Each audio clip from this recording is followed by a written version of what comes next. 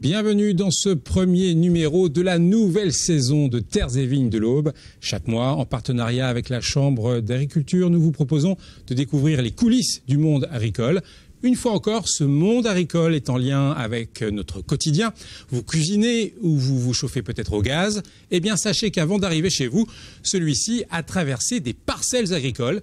Un sujet d'actualité puisqu'en vous promenant dans le département, vous avez sans doute remarqué l'installation d'un gazoduc. Durant cette émission, nous vous emmènerons sur cet immense chantier afin de savoir comment GRT Gaz concilie ses besoins de distribution et le respect des terres agricoles. Un défi relevé haut la main et dans le moindre détail, comme le montre ce sommaire. Aujourd'hui, vous saurez tout sur le gazoduc de l'Arc de Dieré, les raisons de sa construction, la longue préparation du projet, ainsi que le déroulement du chantier, avec un seul objectif, une intégration respectueuse du territoire. Le sujet est si vaste que pour une fois, les rubriques Retour sur l'actu, Comment ça marche et Contre-champ sont consacrées au gazoduc installé par GRT Gaz. Avec nous pour en parler, tout d'abord Thierry Gob, vous êtes le directeur de projet, à GRT Gaz. Bonsoir. Oui, bonsoir. Avant d'évoquer les détails du chantier, on va peut-être expliquer pourquoi on s'est lancé dans la construction d'un tel gazoduc. J'y arrive. Ce gazoduc Arc de Dieré prolonge un autre gazoduc qui vient de Dunkerque et il est destiné à l'indépendance énergétique de la France. Avec la création du terminal méthanier de Dunkerque, on se dote d'une source d'approvisionnement supplémentaire. On peut aller chercher le gaz ailleurs. Le problème, c'est que quand il arrive à Dunkerque, il faut après le répartir sur le territoire. Pour que je comprenne bien, il y a des grands bateaux, si je puis dire. Ils viennent d'où ces grands bateaux d'ailleurs, tiens? Alors ils peuvent venir d'un peu n'importe où, d'Égypte, du Qatar, d'Algérie, peut-être d'Australie demain. Et donc il faut mettre en place à partir de Dunkerque une sorte de courroie de transmission qui permette la distribution. Voilà, qui permettent sa répartition sur l'ensemble du territoire. Ce qui permet aussi d'être un peu plus indépendant par rapport à des approvisionnements en gaz qui viendraient de Russie, par exemple. Par exemple de Russie, puisque la Russie a été longtemps notre premier fournisseur. C'est un sujet stratégique qui passe dans l'Aube.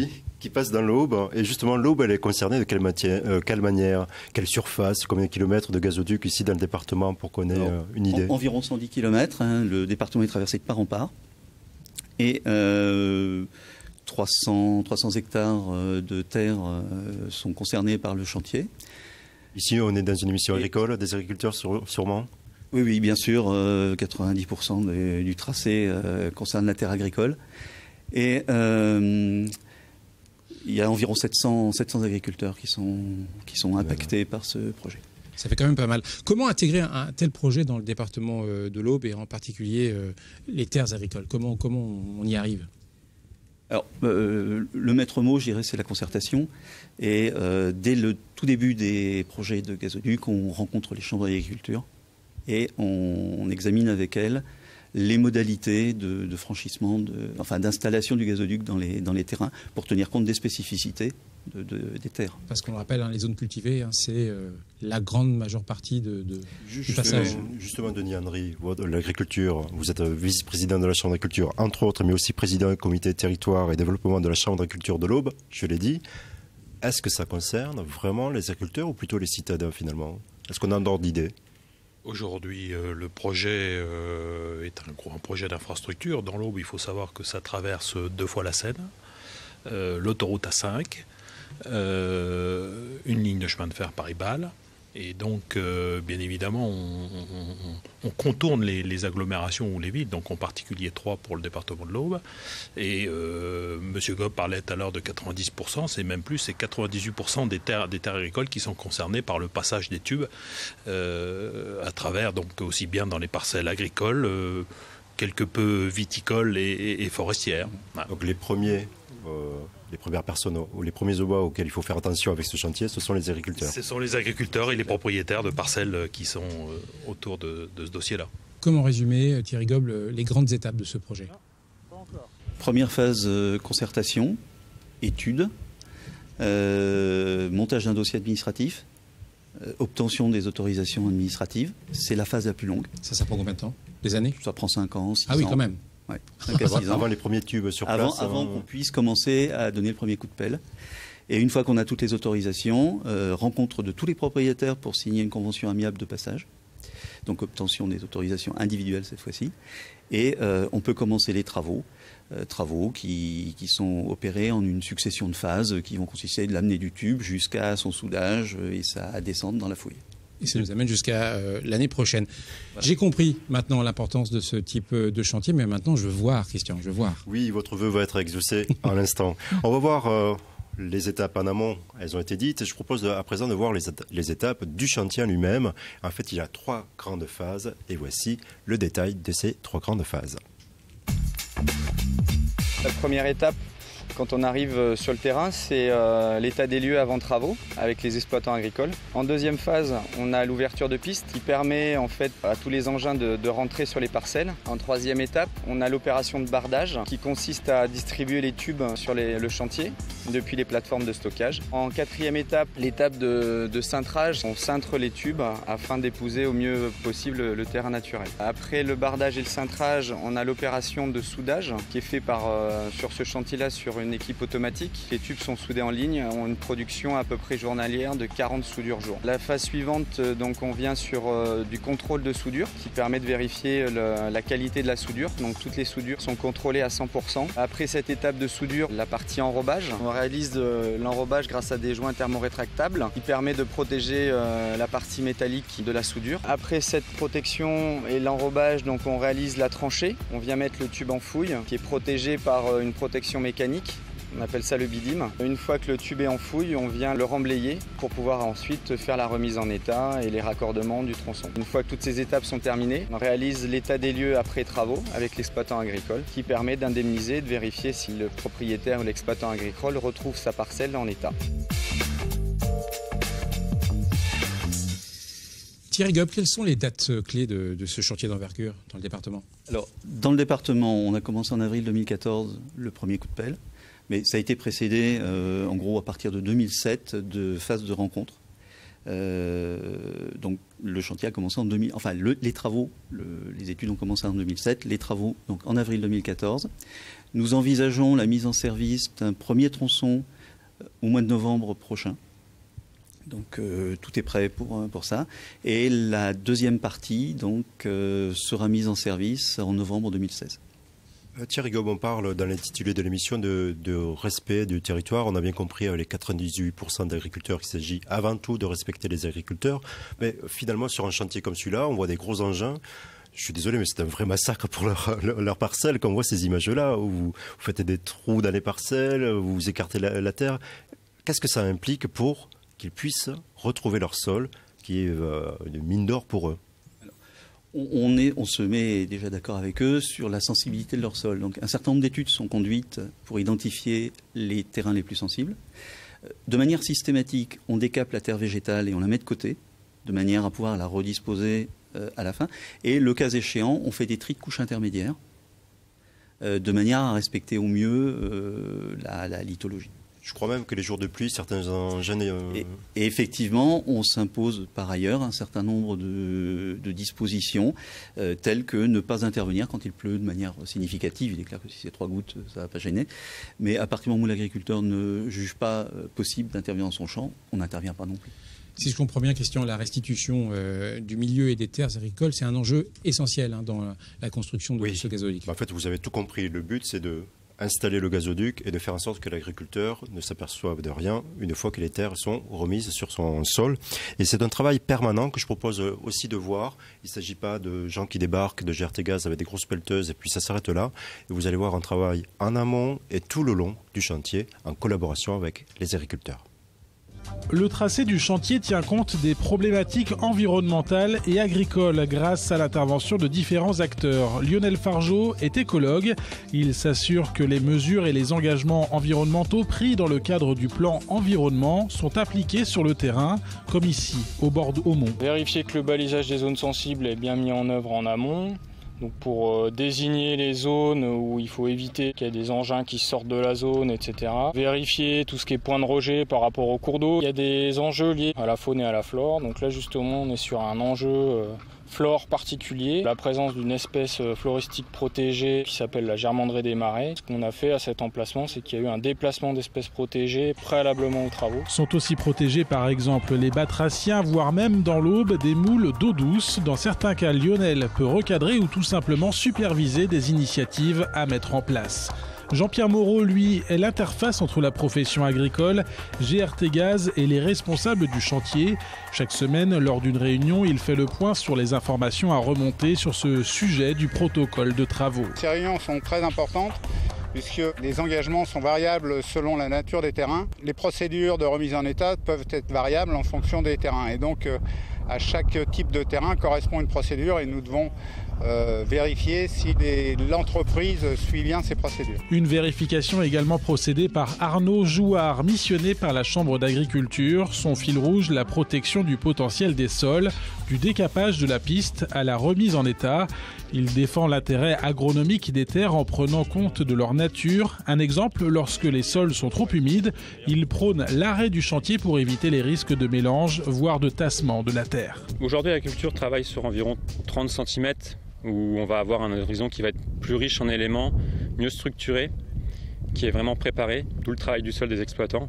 Si on commence à altérer cet horizon plutôt riche avec un horizon sous-jacent qui va être un peu moins bénéfique du point de vue agronomique, on a une perte. Et c'est tout l'intérêt de cette tâche de trier les terres et de veiller à ce qu'elles soient bien remises. Les agriculteurs concernés participent eux aussi au protocole. Denis de Brouvert est référent agricole sur les communes de Dieray-Saint-Julien, Fontvannes et Messon.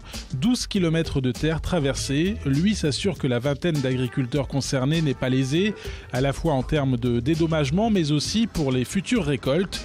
Les référents connaissent parfaitement les terrains. C'est déjà vérifier que les bornages soient bien en place, vérifier aussi les accessibilités des parcelles, par exemple au moment de la moisson, qu'il n'y ait pas de chemin de coupé et que des parcelles soient isolées pour pouvoir travailler dans les champs. C'est vrai qu'on a eu de la chance avec la météo d'avoir des conditions particulièrement sèches, ce qui favorise aussi la remise en état des parcelles. Mais à certains moments, il est important de montrer qu'il y a des choses à améliorer ou à recontrôler. Le but, que le passage du gazoduc ne représente à terme qu'une cicatrice, que la vie biologique reprenne le plus normalement possible. Christophe Paglia est chargé de mission aménagement du territoire à la Chambre d'agriculture.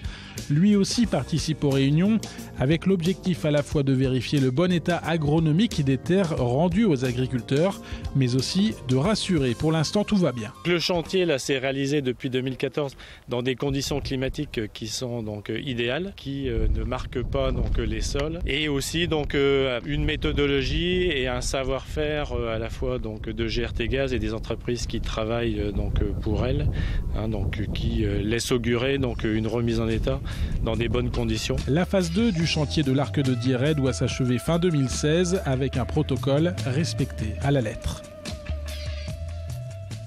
Denis Andry, une fois le chantier terminé, vers novembre 2016, est-ce qu'il y aura un état de suivi des sols ?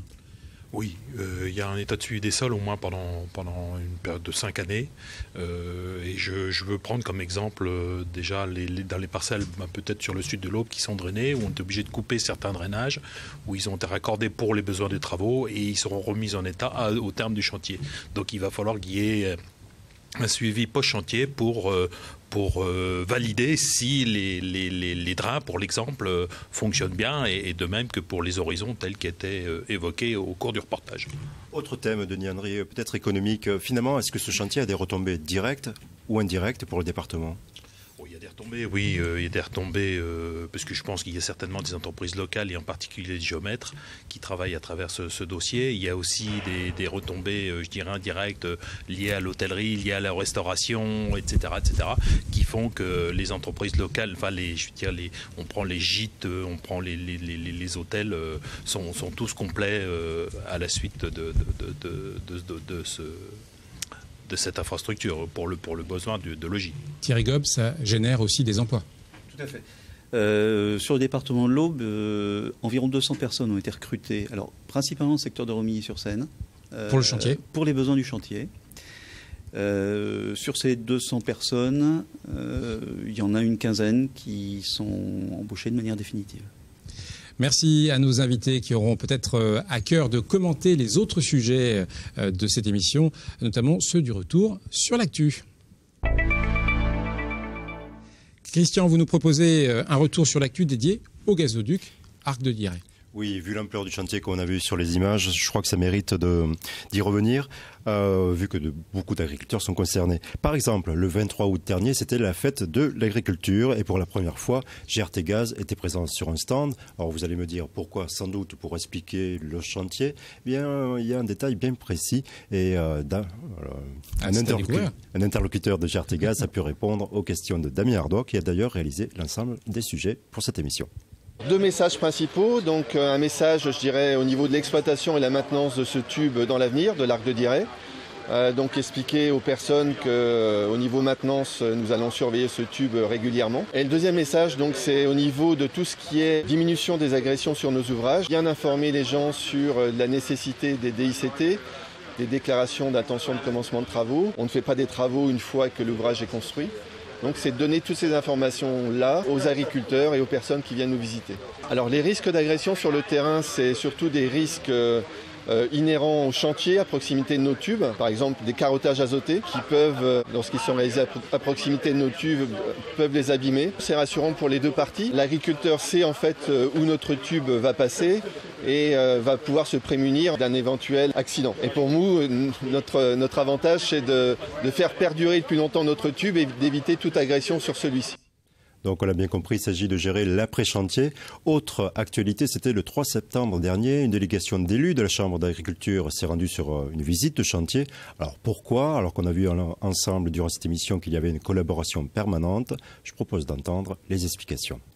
Bien sûr, on a tendance à voir que la partie, on va dire, où on creuse et puis après où on enfouit, mais il y a toute la préparation et surtout les obligations, la rigueur avec laquelle c'est fait. Nous sommes depuis l'origine en négociation permanente avec GRT Gaz pour négocier les indemnités, les compensations, les services que vont entraîner le passage et tous ces travaux.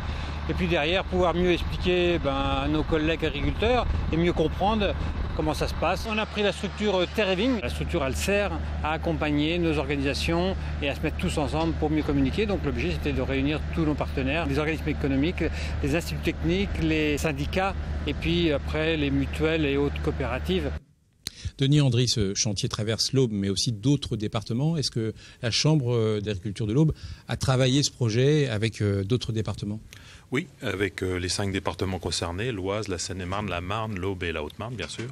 Et donc, on a établi, avec l'appui de GRT Gaz, donc les protocoles d'indemnisation qui étaient prévus, ainsi qu'on a défini les valeurs d'achat pour les zones de sectionnement où GRT Gaz doit implanter donc les fameux robinets. Et donc, il a fallu définir des valeurs. Donc, ça a été fait un travail. Le travail a été fait en collaboration avec ces 5 départements. Merci pour ces explications. Je vous propose de continuer notre découverte sur le déploiement de ce gazoduc via la rubrique « Comment ça marche ?» Maintenant, Christian, nous allons nous intéresser à l'après-chantier. Objectif, bien comprendre comment fonctionne la distribution de gaz.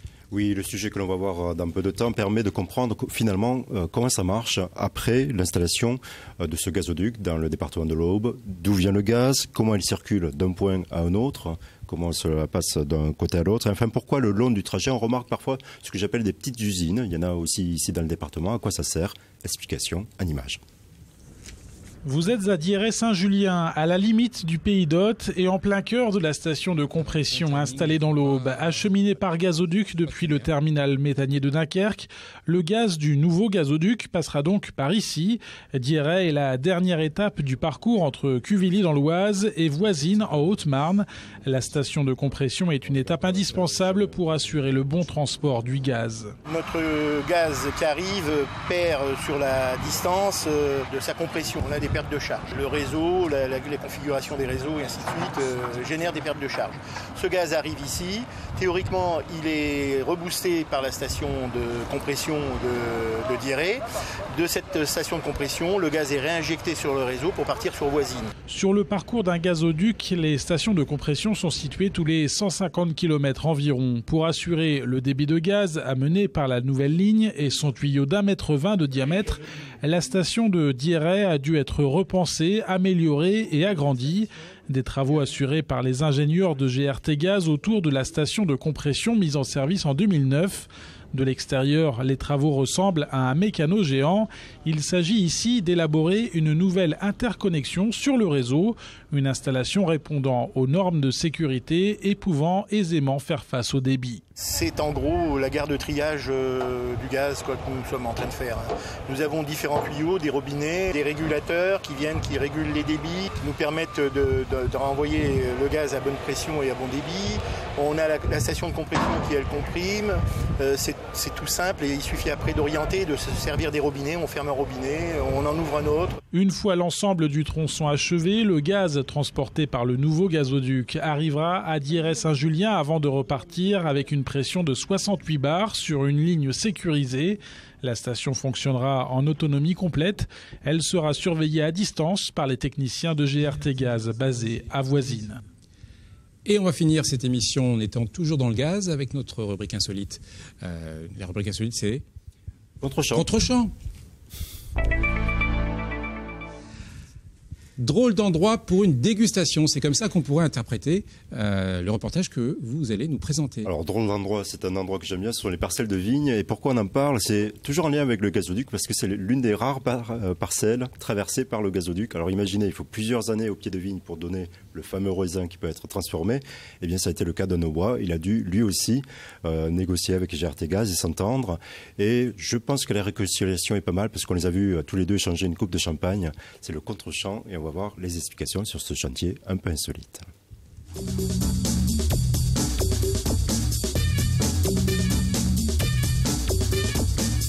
Eh bien, M. Moreau, si on allait prendre une petite flûte près du gaz, près du tuyau, on va arroser les travaux. Ces travaux vont consister, maintenant que les tubes sont soudés, à enfouir la canalisation dans votre vigne. Ancienne vigne. Votre ancienne vigne qui a été arrachée par vos soins. Et nous allons devoir enfouir la canalisation plus profond que dans les terrains agricoles dits normaux, puisque pour la vigne, on met la canalisation à 1,80 m de profond. Au départ, ça ne rassure pas quand on vient vous dire il faut arracher la vigne. On n'est pas prévu pour ça, nous. Parce que là, dans la parcelle, il y avait moitié de la vigne qui avait 4 ronds. La terre végétale a été bien mise de côté. La sous-couche de végétale sera traitée en fonction des préconisations que nous donnera M. Lyonnais, de manière à ce qu'il soit entièrement satisfait de la remise en état et qu'il puisse replanter au plus tôt ses vignes. Ça me fait plaisir d'ouvrir une bouteille, malgré que la vigne soit arrachée. Donc c'est pas du champagne de la vigne. Si. On n'a pas l'occasion tous les jours de faire ça, oui, c'est vrai. À la replantation de votre vigne dans de très bonnes conditions. J'espère, oui. Pas de problème. Le tracé a évité au maximum le vignoble. Malgré tout, cette vigne était déjà sur l'ancien tracé. Comme le parallélisme a été privilégié sur ce projet, la deuxième canalisation passe forcément à côté de la première et donc dans cette même vigne. Il y avait moitié chardonnay, moitié pinot noir. Mais je vais sûrement remettre la même chose. Il y a 50 arts, donc ça fait quelque chose comme 4500 plombs. On repassera dans 4 ou 5 ans, quand le raisin aura été vendangé. On repassera pour goûter à la nouvelle vigne. Et ben voilà, plutôt sympathique. Oui, avec plaisir, moi je veux bien y aller. Une manière de célébrer la construction de ce gazoduc. Dernière question, Thierry Gob. Est-ce que les délais du chantier correspondent à ceux prévus au départ? On est strictement dans les temps et la canalisation sera mise en service le 1er novembre 2015, du moins pour le premier tronçon. Pour le deuxième tronçon, on verra bien, chaque chose en son temps. Chaque chose en son temps. Eh bien, ce sera l'occasion de fêter ça ensemble. Merci beaucoup. Merci pour votre participation à Terres et Vignes de l'Aube.